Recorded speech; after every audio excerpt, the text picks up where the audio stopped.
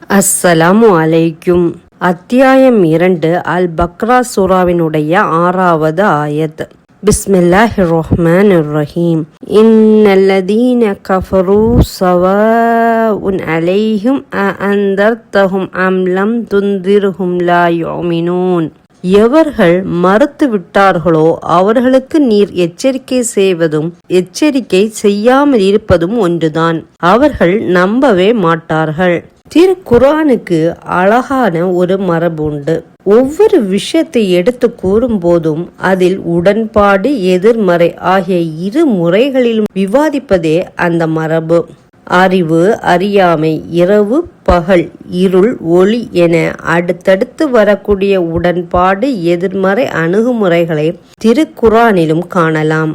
இந்த மரபுக்கு ஏற்பதான் இதற்கு முன் கூறப்பட்ட 3 வசனங்களிலும் தனக்கு முற்றிலும் அடிபணியக்கூடிய நன்மக்களை பற்றி எடுத்துரைத்த அல்லாஹ் சுப்ஹானஹு வ தஆலா அடுத்து வரக்கூடிய 2 வசனங்களிலும் தனக்கு புறம்பாக செயல்படக்கூடிய தீய மக்களை பற்றி எடுத்து கூறுகின்றான்.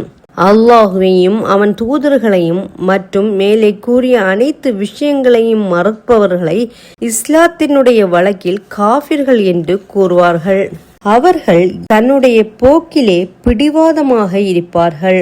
எவர் தன்னுடைய போக்கில் பிடிவாதம் காட்டுகிறாரோ அவரிடம் என்னதான் நல்ல கருத்துக்களை எடுத்துரைத்தாலும் அவர்கள் ஏற்றுக்கொள்ளப் போவதில்லை. ஆதலால் நீர் அதற்காக வருத்தப்பட வேண்டாம் என நபிகள் நாயகம் ஸல்லல்லாஹு அலைஹி வஸல்லம் அவர்களுக்கு அல்லாஹ் கூறுகின்றான்.